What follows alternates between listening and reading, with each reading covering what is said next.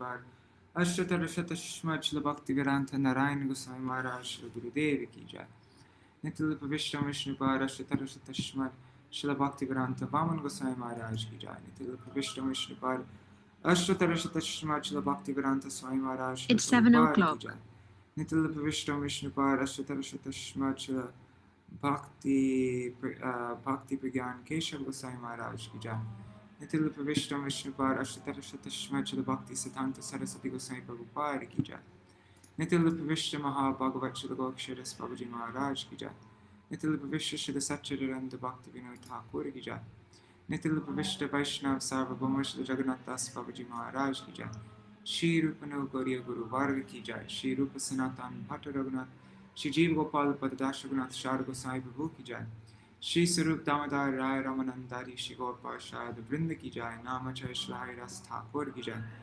Prem Se Kaho Shri Krishna Chaitanya Prabhu Nityananda Shri Advaita Gadadhar Shri Vasari Gaura Bhakta Vrinda Ki Jai Shri Kshetra Mandala Gaura Mandala Vraja Mandala Mathura Vrindavan Dham Ki Jai Sarva Abhishta Pradata Giriraj Maharaj Ki Jai Shri Radha Kunda Shama Kunda Ki Jai Shri Yamuna Devi Ganga Devi Ki Jai Shri Tulsi Maharani Vrinda Devi Ki Jai Shri Bhakti Devi Ki Jai Shri Purnamasi Yogamaya Ki Jai Shri Gopeshwar Mahadev Ki Jai Shri Harinam Sankirtan Ki Jai Shri Baladev Rasa Yatra Ki Jai Shri Krishna Vasanti Ras Ki Jai Shri Harinam Sankirtan Ki Jai Ananta Koti Vaishnava Vrinda Ki Jai Shri Nitai Gaur Premanande Hari Hari Bo. Later on this evening, I'll read about Baladev Rasyatra. So let's begin.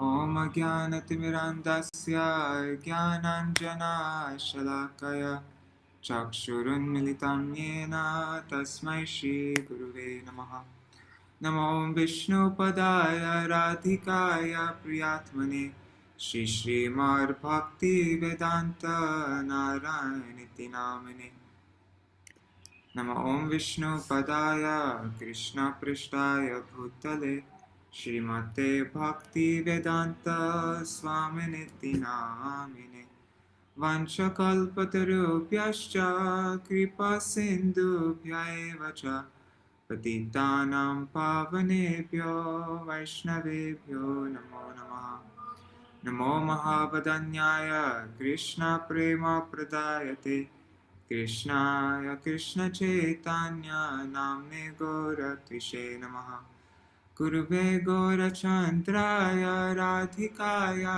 Tadalaya Krishnaya Krishna Bhaktaya Tar Bhaktaya Namo Namaha Yam Pravrajantam Anupetam Apeta Krityam Dvaipayano Viraha Katara Ajuhava Utreti Tanmayataya Taravo Bhinedu Stang Sarva Bhuta Hridayam Munimanatosmi Narayanam Namaskritya Narang Chaiva Narottamam Devim Saraswatim Vyasam Tato Jayam Udirayet Shrinvatang Swakata Krishna Punya Shavana Kirtana Vedantasto Yapatrani Vidhunoti Suritsatam Nashta Prayeshvabhadreshu Nityang Bhagavata Sevaya Bhagavatuttama Shloke Bhaktir Bhavati Naishtaki Tavai Vasmi Na Jivami Tvaya Vina Iti Vigyaya Radhe Tvam Nayamang Charanantikam Bhaktya Vihina Aparada Lakshai Shiptashtakama Ditarangamadhe Kripa Maitam Sharanam Prapanna Vrinde Namaste Charana Ravindam Bhaja Shri Krishna Chaitanya Prabhu Nityananda Shri Advaita Gadadhar Shivasari Gaur Bhakta Vrinda Hare Krishna Krishna Krishna Hare Hare Hare Ram Rama Rama Hare Hare. Haribo, Raseshwari Mataji, Gargaraj, and Janardan. Dandavat pranams to you all. So let's go over what we read. Where are we in this story?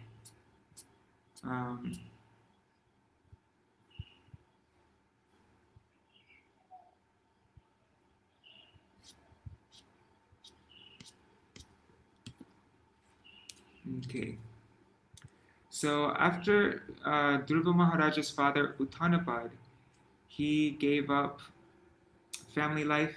No, first he enthroned Dhruva Maharaj, and then he gave up family life and went into the forest.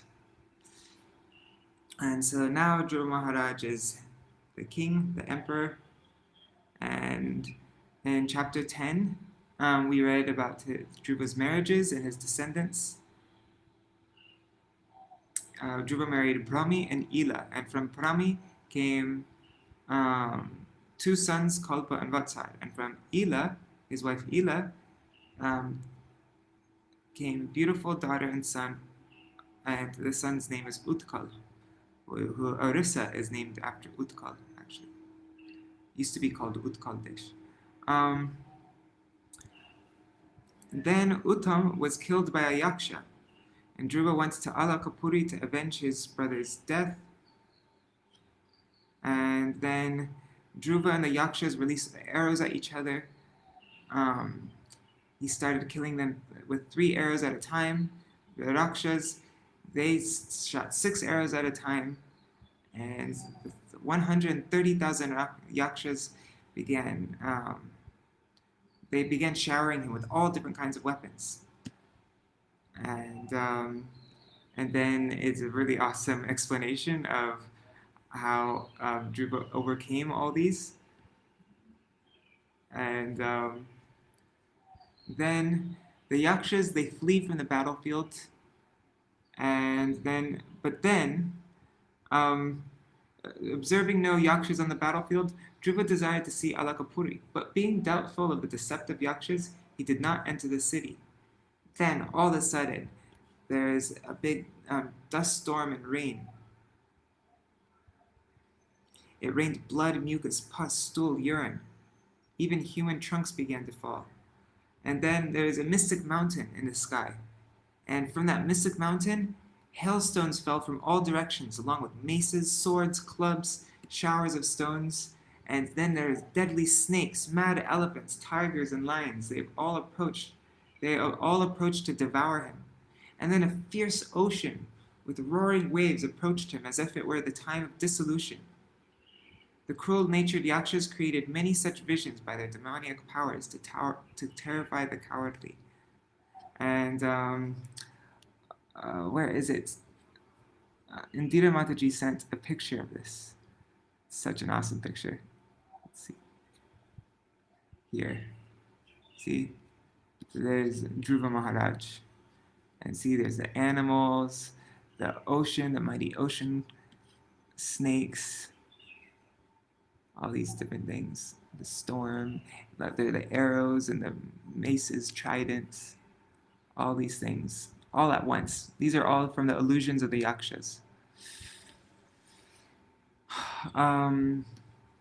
So, at that time, the sages arrived, and they arrived there to give because Dhruva was completely overpowered by all of this, and so then they came to encourage him.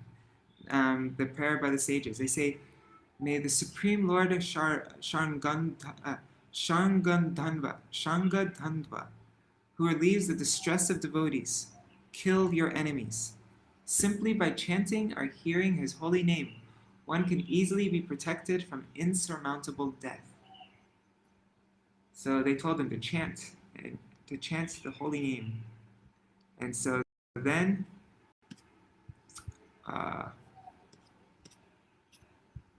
one second. So then, hearing these encouraging words from the sages, Dhruva Maharaj performed Achman and fixed the Narayan Astra on his bow. Yeah, so with the name of Narayan, the weapon of Narayan, and he made that, he brought that weapon on his bow, And then the illusions immediately vanished, just as suffering disappears when knowledge arises.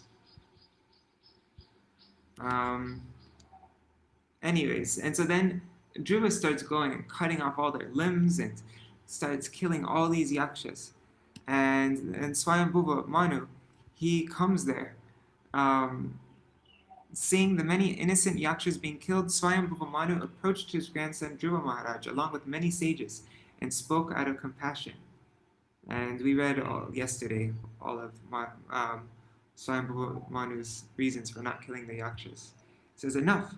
Excessive anger is the sinful path of ignorance. You already killed many offenseless yakshas. This act is not befitting our dynasty. It is condemned by the virtuous. Anyways, we already read all this yesterday. And then he speaks some tattva, understanding the ultimate cause as the Supreme Lord.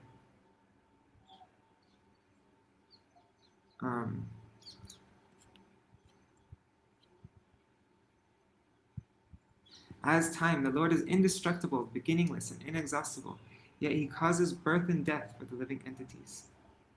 The Lord as time is neutral towards all beings. Everyone suffers or enjoys the results of his own karma, but follows time, just as dust particles are carried by the wind. Thus, someone may live for a long or a short life, but the Lord always remains transcendently situated.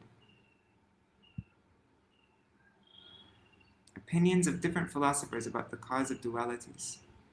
So in this verse that we just read, it says that karma is the cause of the living entity's happiness and distress. However, different philosophers argue about this.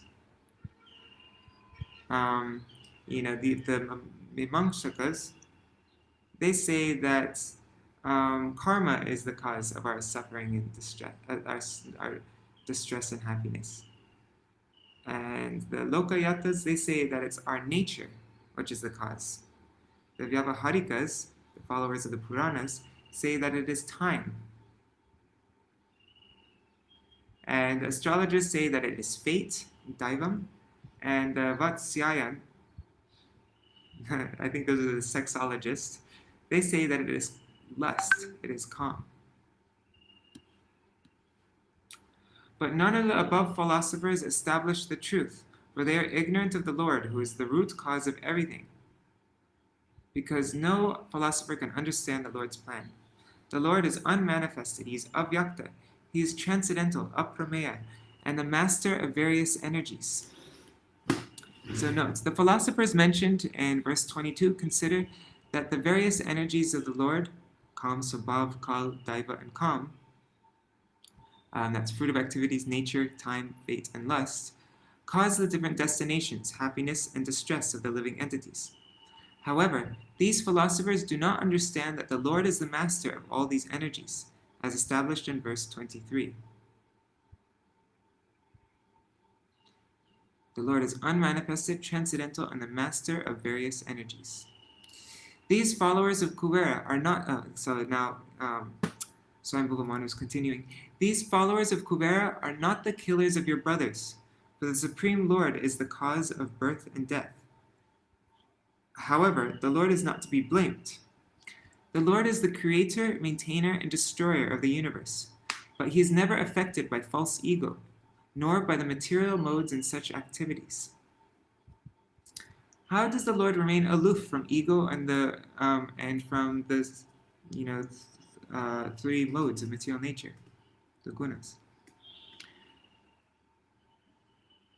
Through his external energy, the Lord, who is the supersoul, controls and maintains all beings. So this is all done by his external energy. He doesn't do it directly himself. He does it through his external energy. Then Dhruva says, though I may be enlightened by you, I cannot give up my ego.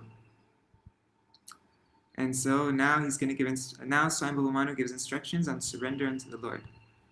Surrender unto the Lord in all respects.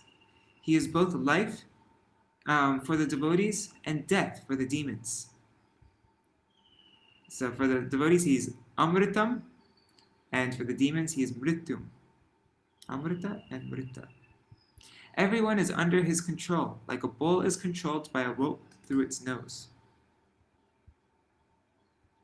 You are already a surrendered soul, so don't do anything unbefitting you. At the age of 5, being afflicted by the harsh words of your stepmother, you entered the forest, engaged in austerity, and worshipped the Lord. Thus you achieved the topmost position in the 3 worlds. Therefore, turn your attention to the Lord, who is transcendental, infallible, and uncontaminated. Thus you will find material differentiation to be mere flickering. Regaining your natural position, and by rendering devotional service to the Lord, you will forget the illusion of I and mine. Note, Dhruva was already liberated because at the age of 5 he saw the Lord, but he was temporarily afflicted by the illusory bodily conception of life due to his brother's death. Now Manu reminded him that he should not continue in this material conception of I and mine.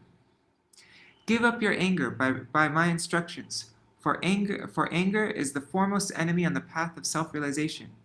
Anger is detrimental for those who desire liberation, and it makes one a source of dread for all others. Thinking the Yakshas to be the killers of your brother, you killed them recklessly. Thus you disrespected and agitated the mind of Kuvera, the brother of Lord Shiva. Immediately pacify Kuvera by gentle words and prayers, so that his wrath may not affect our family. After thus instructing Dhruva and being worshipped by him, Manu returned to his abode.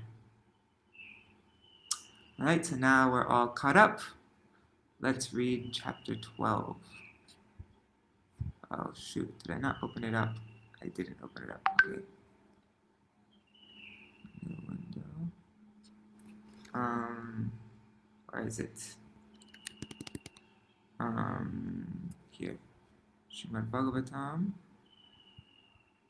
chapter 12. What verse are we reading up to? Let me just see really quick. Reading up to verse 16. Alright. I don't know though. Hopefully we can read up to 16. It's 6,000 words today, and I'm already starting a little bit late because I spent a bit long on the recap. Let's see if we can make it to verse 16. Maitreya uvacha Dhruvam nivrittam pratibhudya vaishasad apetamanyam bhagavan dhaneshvara tatragatas-charana yakshakin narai sangstuyamano nyavadat kritanjalim. The great sage Maitreya said, My dear Vidura, Dhruva Maharaj's anger subsided, and he completely ceased killing yakshas. When Kuvera, the most blessed master of the treasury, learned this news, he appeared before Dhruva. While being worshipped by yakshas, kinnaras, and charanas, he spoke to Dhruva Maharaj, who stood before him with folded hands. I haven't looked at the comments for a little while. Let me just see if everything's all right. Okay. Dandavat pranam Santira Mataji. Dhanada uvacha Bho bho kshatriya dayada paritushto smite nagha yatvam pita mahadeshad vairam dushtyajamat atyaja.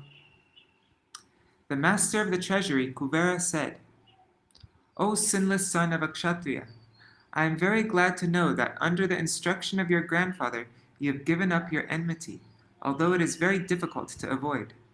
I am very pleased with you. Na bhavan avadhir yakshan na yaksha brataram tava kala eva hi bhutanam prabhurapyaya bhavayo. Actually, you have not killed the yakshas, nor have they killed your brother. For the ultimate cause of generation and annihilation is the eternal time feature of the Supreme Lord. Purport by Srila Prabhupada. When the master of the treasury addressed him as sinless, Dhruva Maharaj, considering himself responsible for killing so many yakshas, might have thought himself otherwise. Kuvera, however, assured him that factually he had not killed any of the yakshas. Therefore he was not at all sinful. He did his duty as a king, as it is ordered by the laws of nature. Nor should you think that your brother was killed by the Yakshas, said Kuvera. He died or was killed in due course of time by the laws of nature. Eternal time, one of the features of the Lord, is ultimately responsible for annihilation and generation. You are not responsible for such actions. Aham tvam ityapartadhir agyanat purushasya hi swapniva bhattatar dhyanat yaya bandha viparyayo. Misidentification of oneself and others as I and you, on the basis of the bodily concept of life, is a product of ignorance. This bodily concept is the cause of repeated birth and death, and it makes us go on continuously in the material existence. Purport. The conception of I and you, aham and tvam, as separate from each other, is due to our forgetfulness of our eternal relationship with the Supreme Personality of Godhead. The Supreme Person, Krishna, is the central point, and all of us are his parts and parcels, just as hands and legs are parts and parcels of the whole body. When we actually come to this understanding of being eternally related to the Supreme Lord, this distinction, which is based on the bodily concept of life, cannot exist. The same example can be cited herewith.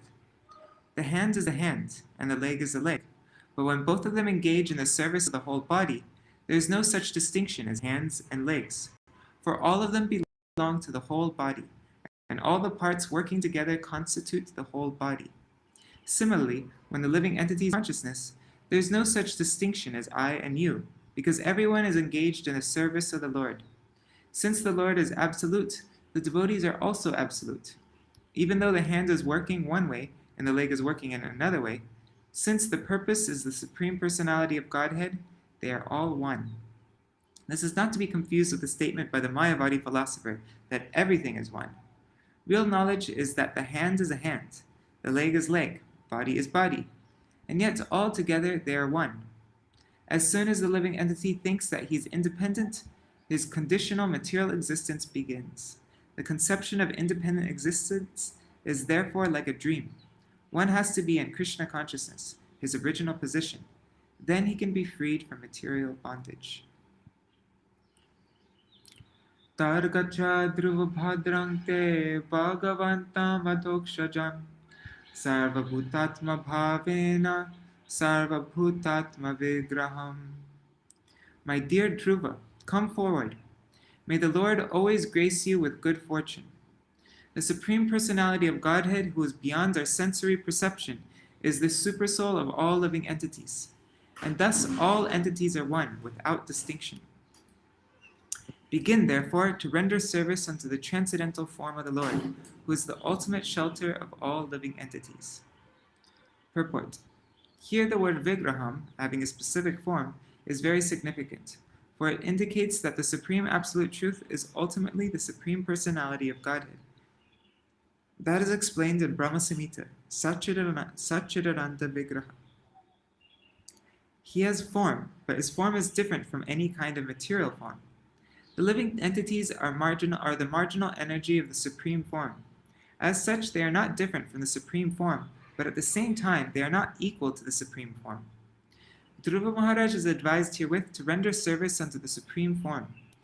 That will include service to other individual forms. For example, a tree has a form, and when water is poured on the root of the tree, the other forms, the leaves, the twigs, flowers, and fruits, are automatically watered.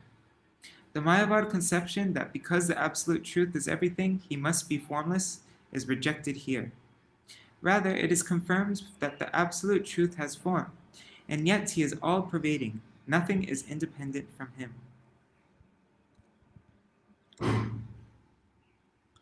Bhajasva bhajaniyangrim abhavaya bhavachidam yuktam virahitam shaktya gunamayatma mayaya. Engage yourself fully, therefore, in the devotional service of the Lord, for only he can deliver us from this entanglement of materialistic existence. Although the Lord is attached to his material potency, he is aloof from her activities. Everything in this material world is happening by the inconceivable potency of the Supreme Personality of Godhead. Purport. In continuation of the previous verse, it is specifically mentioned here that Dhruva Maharaj should engage himself in devotional service. Devotional service cannot be rendered to the impersonal Brahman feature of the Supreme Personality of Godhead. Whenever the word bhajasva appears, meaning engage yourself in devotional service, there must be the servant, service, and the served. The servant, the sevak, the service, the seva, and the served, the sevya. The Supreme Personality of Godhead is sevya, he's the served. The mode of activities to please him is called service, seva, and one who renders such service is called the servant, the sevak. Another significant feature in this verse is that only the Lord and no one else is to be served. That is confirmed in the Bhagavad Gita, Mam ekam sharanam vraja. There is no need to serve the demigods, who are just like the hands and legs of the Supreme Lord. When the Supreme Lord is served, the hands and legs of the Supreme Lord are automatically served. There is no need of separate service.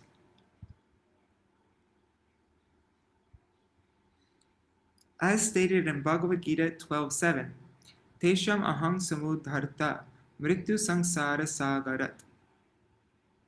This means that the Lord, in order to show specific favor to the devotee, directs the devotee from within in such a way that ultimately he is delivered from the entanglement of material existence. No one but the Supreme Lord can help the living entity to be delivered from the entanglement of this material world. The material energy is a manifestation of one of the Supreme Personality of Godhead's varieties of potencies. Parasya Shaktir Vividhaiva Shruyate. This material energy is one of the Lord's potencies, as much as heat and light are potencies of fire. The material energy is not different from the Supreme Godhead, but at the same time, he has nothing to do with the material energy. The living entity, who is of the marginal energy, is entrapped by the material energy on the basis of his desire to lord it over the material world. The Lord is aloof from this, but when the same living entity engages himself in the devotional service of the Lord, then he becomes attached to this service. This situation is called yuktam. For devotees, the Lord is present even in the material energy. This is the inconceivable potency of the Lord. Material energy acts in the three modes of material qualities, which produce the action and reaction of material existence. Those who are not devotees become involved in such activities, whereas devotees, who are dovetailed with the Supreme Personality of Godhead, are freed from such action and reaction of the material energy. The Lord is therefore described herewith as Bhavachidam, one who can give deliverance from the entanglement of material existence.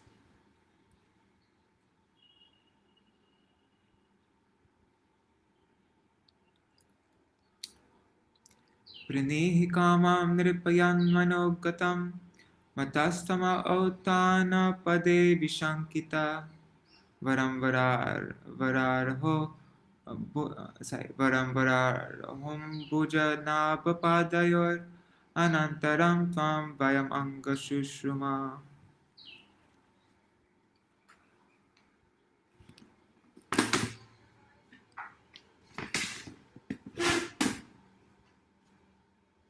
My dear Dhruva Maharaj, the son of Maharaj Uttanapad, my dear Dhruva Maharaj, the son of Maharaj Uttanapad, we have heard that you are constantly engaged in transcendental loving service to the Supreme Personality of Godhead, who is known for his lotus navel. You are therefore worthy to take all benedictions from us. Please, therefore, ask without hesitation whatever benediction you want from me. Purport. Dhruva Maharaj, the son of King Uttanapad, was already known throughout the universe as a great devotee of the Lord, constantly thinking of his lotus feet.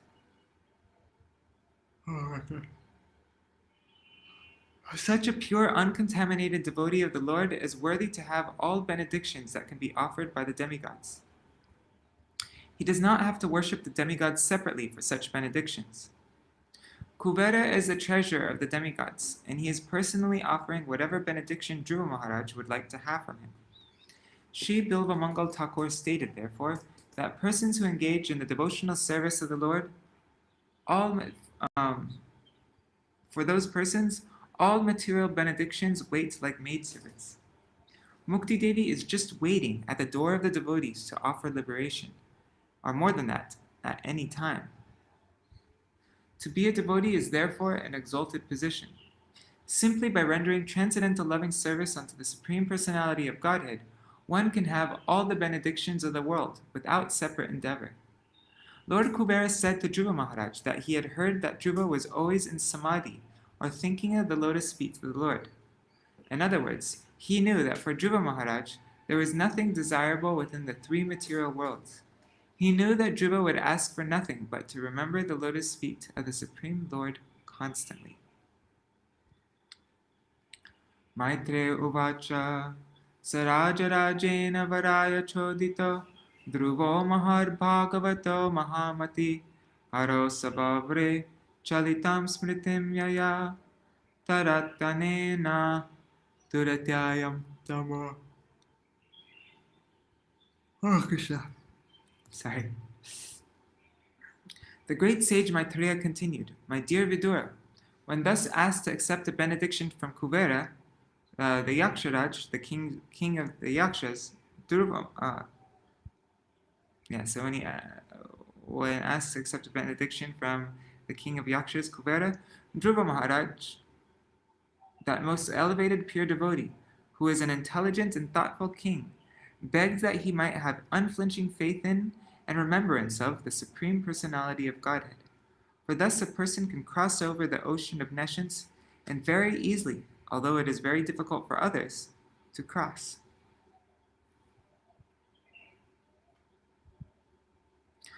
Purport. According to the opinion of expert followers of Vedic rites, there are different types of benedictions in terms of religiosity, economic development, sense gratification, and liberation. These four principles are known as Chatur Vargas. Of all the Chatur Vargas, the benediction of liberation is considered to be the highest in this material world. To be enabled to cross over material nescience is known as the highest Purushartha, or benediction for the human being. Dhruva Maharaj wanted a benediction which surpasses even the highest Purushartha, liberation. He wanted the benediction that he might constantly remember the lotus feet of the Lord. This stage of life is called Pancham Purushartha. When a devotee comes to the platform of Pancham Purushartha, simply engaging in devotional service to the Lord, the fourth Purushartha, liberation, becomes very insignificant in his eyes. Srila Prabodhananda Saraswati has stated in this connection that for a devotee, liberation is a hellish condition of life. As for sense gratification, which is available in the heavenly planets, the devotees consider it to be a will-o'-the-wisp, having no value in life. Liberation is just the will-o'-the-wisp. I'm going to look up that word 1 second.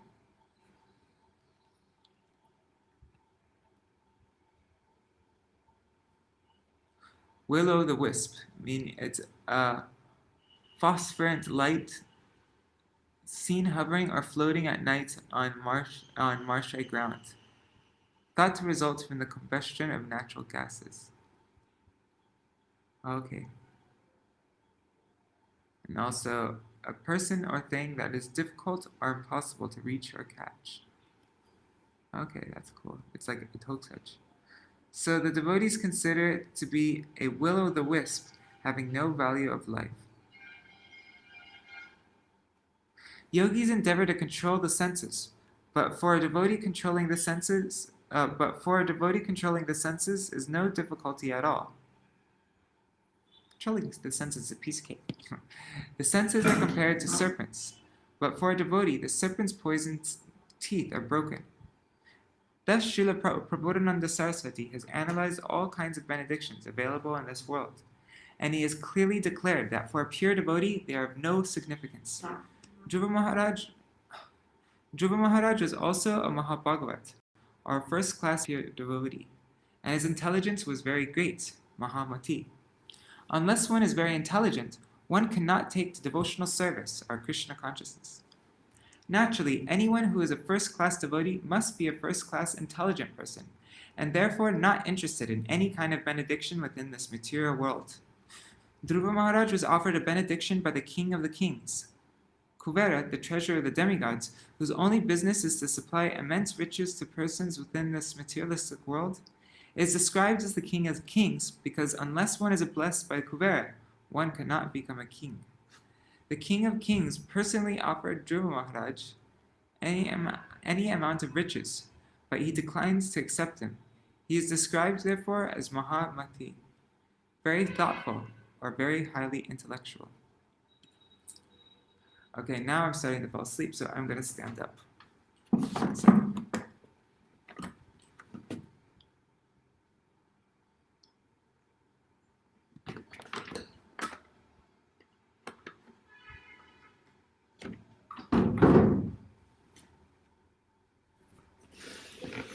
Guys.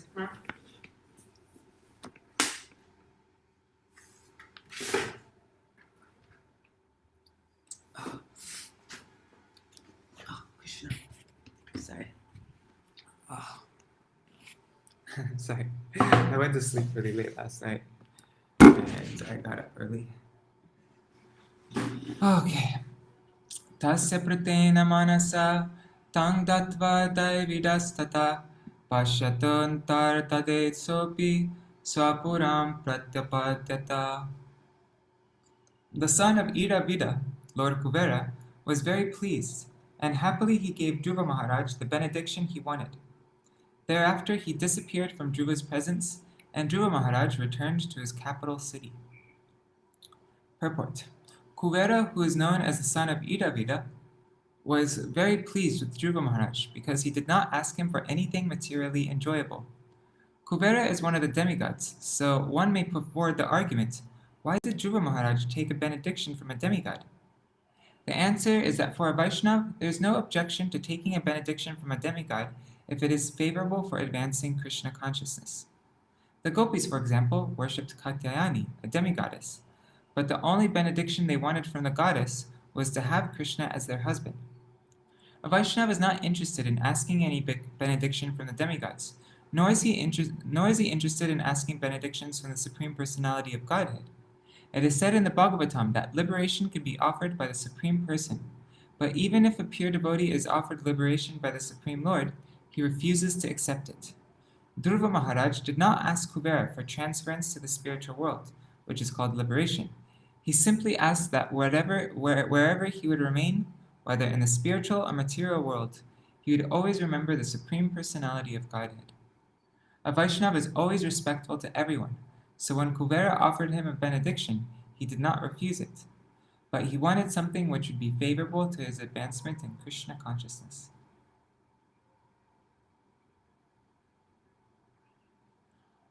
Ataya jataya gesham kratubir puritakshinai Dravakriya devatanam karma phalam pradam.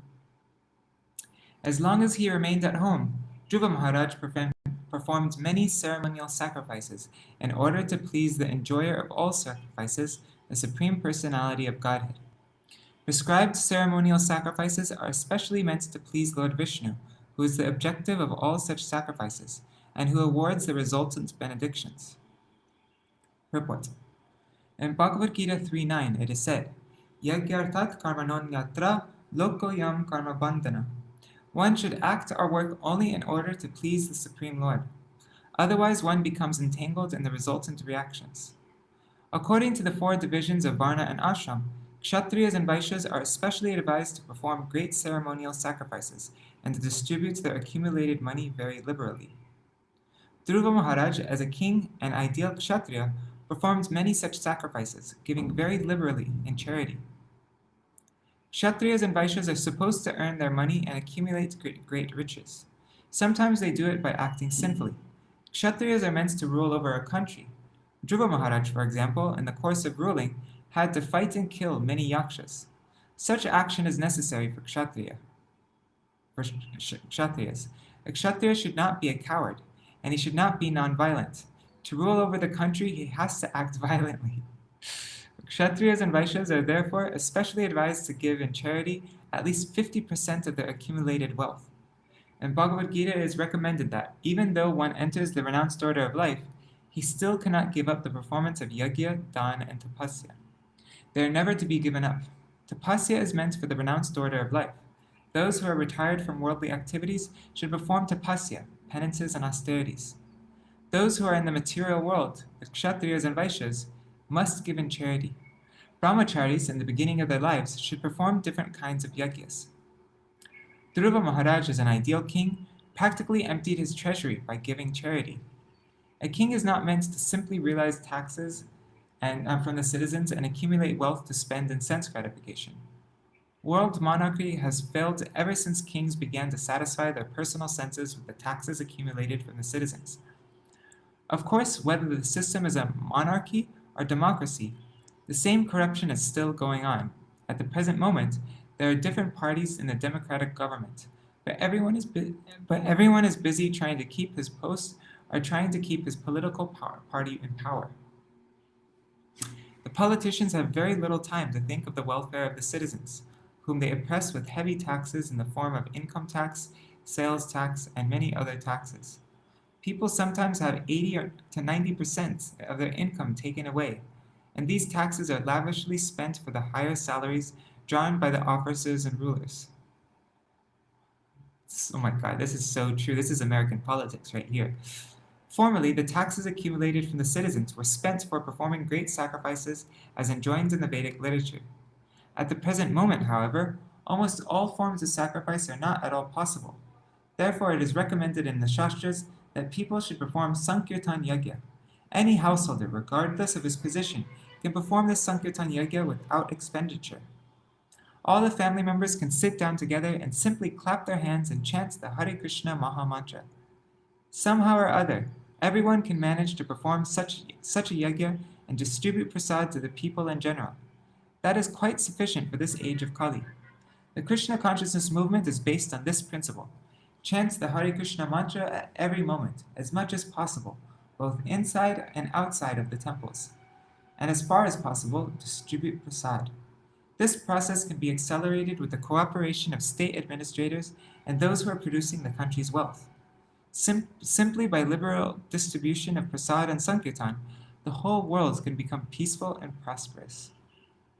Generally, in all the material sacrifices recommended in the Vedic literature, there are offerings to the demigods. This demigod worship is especially meant for less intelligent men. Actually, the result of such sacrifice goes to the Supreme Personality of Godhead, Narayan. Lord Krishna says in Bhagavad Gita 5.29, Bhoktaram Yagyatapasam. He is actually the enjoyer of all sacrifices. His name, therefore, is Yajna Purush. Although Dhruva Maharaj was a great devotee and had nothing to do with these sacrifices, to set an example to his people, he performed many sacrifices and gave all his wealth in charity. For as long as he lived as a householder, he never spent a farthing for his sense gratification. In this verse, the word karma phala pradam is very significant. The Lord awards everyone different kinds of karma, as the individual living entities desire. He is the supersoul present within the heart of everyone, and he is so kind and liberal that he gives everyone full facilities to perform whatever acts one wants. Then the result of the action is also enjoyed by the living entity. If anyone wants to enjoy or lord it over material nature, the Lord gives him full facilities, but he becomes entangled in the resultant reactions. Similarly, if anyone wants to engage himself fully in devotional service, the Lord gives him full facilities, and the devotee enjoys the results. The Lord is therefore known as Karma Phala Prada. Sarvatmanyachute sarve tivroghang bhaktimudvahan tadarshātmani bhuteshu tameva vastitam vibhum. Dhruva Maharaj rendered devotional service unto the Supreme, the reservoir of everything, with unrelenting force. While carrying out his devotional service to the Lord, he could see that everything is situated in him only, and that he is situated in all living entities. The Lord is called Achyuta because he never fails in his prime duty to give protection to his devotees. Not only did Dhruva Maharaj perform many sacrifices, but he carried on his transcendental occupation of engagement in the devotional service of the Lord. The ordinary karmis, who want to enjoy the results of fruitive activities, are concerned only with sacrifices and ritualistic ceremonies, as enjoined in the Vedic Shastras. Although Dhruva Maharaj performed many sacrifices in order to be an exemplary king, he was constantly engaged in devotional service. The Lord always protects his surrendered devotee. A devotee can see that the Lord is situated in everyone's heart. As stated in the Bhagavad Gita, Ishvara Sarva Bhutanam Hridesher Junatishtati. Ordinary persons cannot understand how the Supreme Lord is situated in everyone's heart, but a devotee can actually see him. Not only can the devotee see him outwardly, but he can see with spiritual vision that everything is resting in the Supreme Personality of Godhead, as described in Bhagavad Gita. Madstani Sarvabhutani. That is the vision of a Mahabhagavat. He sees everything others see. But instead of seeing merely trees, the mountains, the cities, or the sky, he sees only his worshipable Supreme Personality of Godhead in everything, because everything is resting in him only. This is the vision of the Mahabhagavat.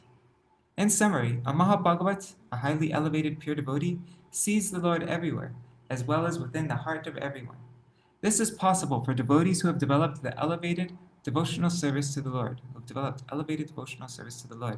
As stated in the Brahma Samhita 538, Premanjana Chudita Bhakti Vilochanena.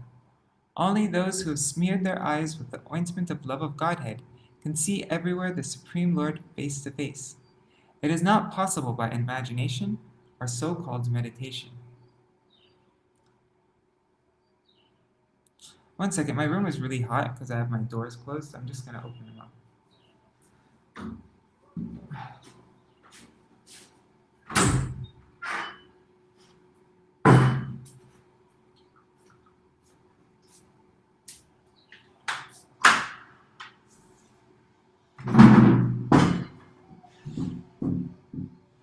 So much better.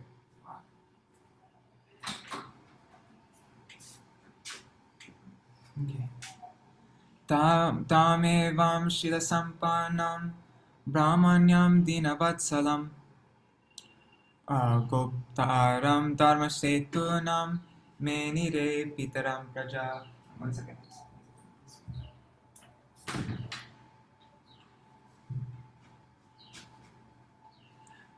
Dhruva Maharaj was endowed with all godly qualities. He was very respectful to the devotees of the Supreme Lord and very kind to the poor and innocent. And he protected religious principles. With all these qualifications, he was considered to be the direct father of all the citizens. Purport. The personal qualities of Dhruva Maharaj described herein are the exemplary qualities of a saintly king.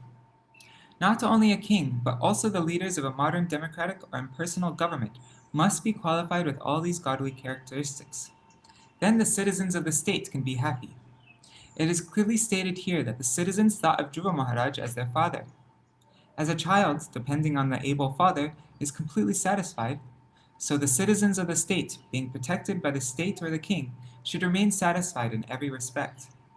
At the present moment, however, there is no guarantee by the government or even the primary necessities of life in the state, namely the protection of the lives and property of the citizens. One word is very significant in this connection, Brahmanyam. Dhruva Maharaj was very devoted to the Brahmins, who engage in the study of the Vedas and thereby know the Supreme Personality of Godhead. They are always busy in propagating Krishna consciousness. The state should be very respectful to societies that distribute God consciousness all over the world. But unfortunately, at the present moment, there is no state or government support given to such movements. As for good qualities, it is very difficult to find anyone in state administration with any good qualities. The administrators simply sit in their administrative posts and say no to every request, as if they were paid to say no to the citizens. There's no Medicare for all. Another word, Dinavatsalam, is very significant also. The state head should be very kind to the innocent. Unfortunately, in this age, The state agents and the presidents draw good salaries from the state, and they pose themselves as very pious, but they allow the running of slaughterhouses where innocent animals are killed. If we try to compare the godly qualities of Dhruva Maharaj to the qualities of modern statesmen, we can see that there is no actual comparison. Dhruva Maharaj was present in the Satya Yuga, as will be clear from the next verses. He was the ideal king in Satya Yuga. The government and administration in the present age, Kali Yuga, is bereft of all godly qualities. Considering all these points, the people today have no alternative but to take to Krishna consciousness for protection of religion, life, and property. Shatringshad Varshasahasram Shashasa Kshitimandalam Bhogai Punyakshayam Kurvam Abhogar Ashubhakshayam. Dhruva Maharaj ruled over this planet for 36,000 years. He diminished the reactions of pious activities by enjoyment, and by practicing austerities, he diminished inauspicious reactions.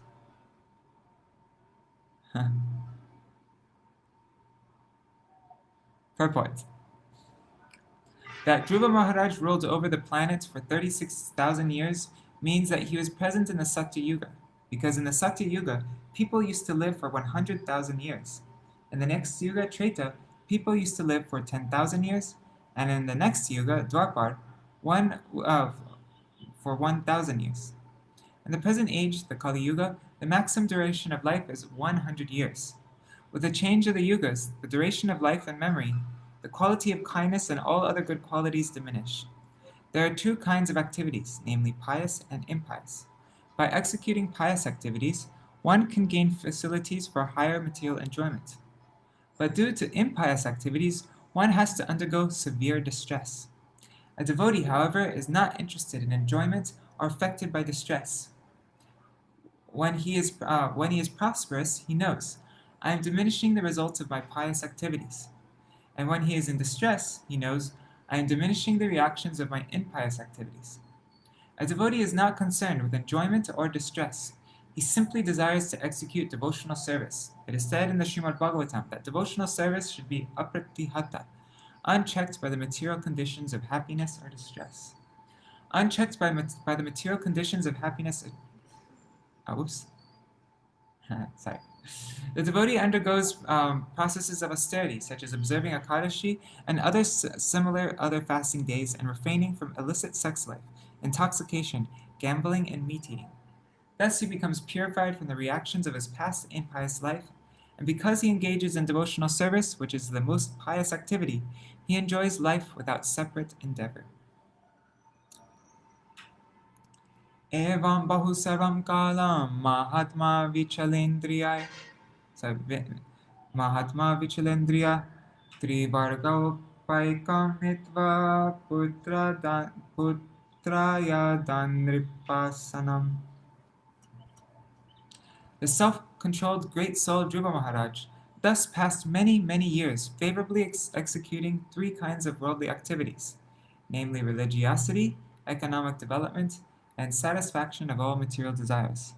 Thereafter, he handed over the charge of the royal throne to his son. His son was Utkal, right? It's the daughter of Vayu was it Ila? I forgot what her name was. It was Ila, and then their son was Utkal. Purport. Perfection of materialistic life? I think so. I could be wrong. No, I think I'm right. Purport. Perfection of materialistic life is suitably attained by the process of observing religious principles. Right. This leads automatically to successful economic development, and thus there is no difficulty in satisfying all material desires. Since Dhruva Maharaj, as a king, had to keep up his status quo, or it would have not been possible to rule over the people in general, he did it perfectly. But as soon as he saw that his son was grown up and could take charge of the royal throne, he immediately handed over the charge and retired from all material engagements. One word used here is very significant, avichalendriya, which means that he was not disturbed by the agitation of the senses, nor was his sensory power diminished, although in years he was a very old man. Since he ruled over the world for 36,000 years, naturally one may conclude that he became very, very old. But factually, his senses were very young, and yet he was not interested in sense gratification. In other words, he remained self-controlled. He performed his duties perfectly according to the materialistic way. That is the way of behavior of great devotees. Srila Raghunath Das Goswami, one of the direct disciples of Lord Chaitanya, was the son of a very rich man. Although he had no interest in enjoying material happiness, when he was entrusted with doing something in managing the state, he did it perfectly. Srila Gaur Sundar advised him, "From within, keep yourself and your minds completely aloof, but externally execute the material duties just as they need to be done." Antare koro nishta, bahire loka vyavahara. This transcendental position can be achieved by devotees only, as described in the Bhagavad Gita. While others, such as yogis, try to control their senses by force, devotees, even though possessing full sensory powers, do not use them because they engage in higher transcendental activities. Just check the comments really quick. Okay, it looks like everything is working. Manyamana idam vishva maya rachitamatmani avidya rachita swapna gandharva nagaropamam. Srila Dhruva Maharaj realized that this cosmic manifestation bewilders living entities like a dream or phantasmagoria because it is a creation of the illusory and external energy of the Supreme Lord. It's like a dream because it's created by Maya. Purport. In the deep forest, it sometimes appears that there are big palaces and nice cities. That is technically called Gandharva Nagar. Similarly, in dreams, we also create many false things out of imagination. A self-realized person, or devotee, knows well that this material cosmic manifestation is a temporary illusory representation appearing to be truth. It is like a phantasmagoria. But behind the shadow creation, there is a reality, the spiritual world. There is reality. A devotee is interested in the spiritual world, not its shadow. Since he has realization of the supreme truth, a devotee is not interested in this temporary shadow of truth. This is confirmed in Bhagavad Gita, Param Drishta Nivartate. Okay, I think we're ending with this verse, right? Let me check. Yeah, 16. Atmastrapatya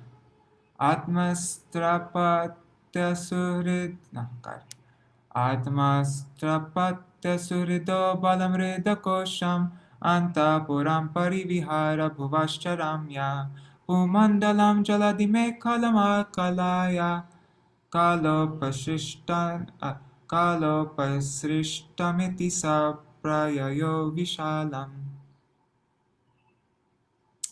Thus Dhruva Maharaj, at the end, left his kingdom, which extended all over the earth and was bounded by the great oceans. He considered his body, his wives, his children, his friends, his army, his rich treasury, his very comfortable palaces, and his many enjoyable pleasure grounds to be creations of the illusory energy. Thus, in due course of time, he retired to the forests in the Himalayas known as Badarikashram. Purport. In the beginning of his life, when he went to the forest in search of the Supreme Personality of Godhead, Dhruva Maharaj realized that all bodily conceptions of pleasure are products of the illusory energy. In the very beginning, of course, he was after the kingdom of his father, and in order to get it, he went in search for the Supreme Lord. But he later realized that everything is the creation of the illusory energy. From the acts of Srila Dhruva Maharaj, we can understand that somehow or other, if one becomes Krishna conscious, it does not matter what his motivation is in the beginning. He will eventually realize the real truth by the grace of the Lord. In the beginning, Dhruva Maharaj was interested in the kingdom of his father, but later he became a great devotee, a Mahabhagavat, and had no interest in material enjoyment. The perfection of life can be achieved only by devotees. Even if one completes only a minute percentage of devotional service and then falls down from his immature position, he is better than a person who fully engages in the fruitive activities of the spirit of this material world. So better to be an imperfect devotee than a perfect person in this material world, like a perfect materialistic person in this material world. All right. So tomorrow, what are we reading tomorrow? It's 8 o'clock. It's 8 o'clock. Wow, finished just in time. Tomorrow we are reading. There. We're going to read about Dhruva Maharaj ascends to Dhruva Loka, the glories of Dhruva Loka, and Narad Muni glorifies Dhruva at the Pacheta's sacrifice, and then the Phal Shruti, the results from hearing this story. So we're going to read that all tomorrow. Hare Krishna, Krishna Krishna, Hare Hare, Hare Rama, Hare Rama, Rama Rama, Hare Hare, Hare Krishna, Krishna Krishna, Hare Hare, Hare Rama, Hare Ram, Ram Ram, Hare Hare, Hare Krishna, Krishna Krishna, Hare Hare, Hare Ram, Ram Ram, Hare Hare, Hare Krishna, Krishna Krishna, Hare Hare, Hare Ram, Ram Ram, Hare Hare, Hare Krishna, Krishna Krishna, Hare Hare, Hare Ram, Ram Ram, Hare Hare, Hari Bol, Hari Bol, Hari Bol, Nitai Gaur, Hari Bol, Nitai Gaur, Hari Bol, Hari Bol, Hari Bol, Nitai Gaur, Hari Bol.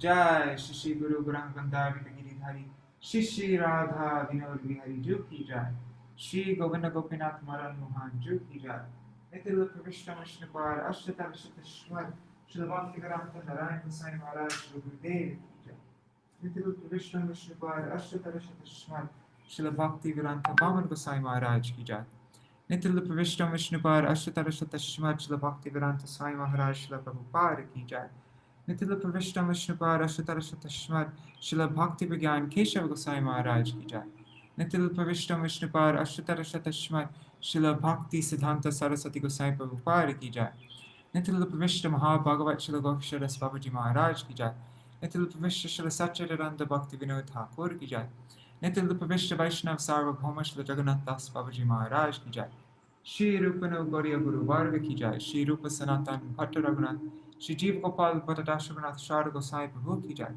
Shri Sarup Damodar Rai Ramanandari Shri Gaur Parshad Vrinda Ki Jai, Nama Jai Shri Haridas Thakur Ki Jai, Prem Se Kaho Shri Krishna Chaitanya Prabhu Nityananda Shri Advaita Gadadhar Shivasari Gaur Bhakta Vrinda Ki Jai, Shri Kshetra Mandala Gaura Mandala Braja Mandala Mathura Vrindavan Dham Ki Jai, Sarva Abhishta Pradata Giriraj Maharaj Ki Jai, Shri Radha Kun Shama Kun Ki Jai, Shri Muna Devi Ganga Devi Ki Jai, Shri Tulsi Maharani Vrinda Devi Ki Jai, Shri Bhakti Devi Ki Jai, Shri Purnamasi Yogamaya Ki Jai, Shri Gopeshwar Mahadev Ki Jai, Shri Harinam Sankirtan Ki Jai, Ananta Koti Vaishnava Vrinda Ki Jai, Samagata Gaura Bhakta Vrinda Ki Jai, Shri Nitai Gaura Premanande Hari Hari Bo, Shri Dhruva Maharaj Ki Jai, and Shri Baladev Rasa Yatra Ki Jai, Shri Krishna Vasanti Ras Ki Jai, Shri Nitai Gaura Premanande Hari Hari Bo.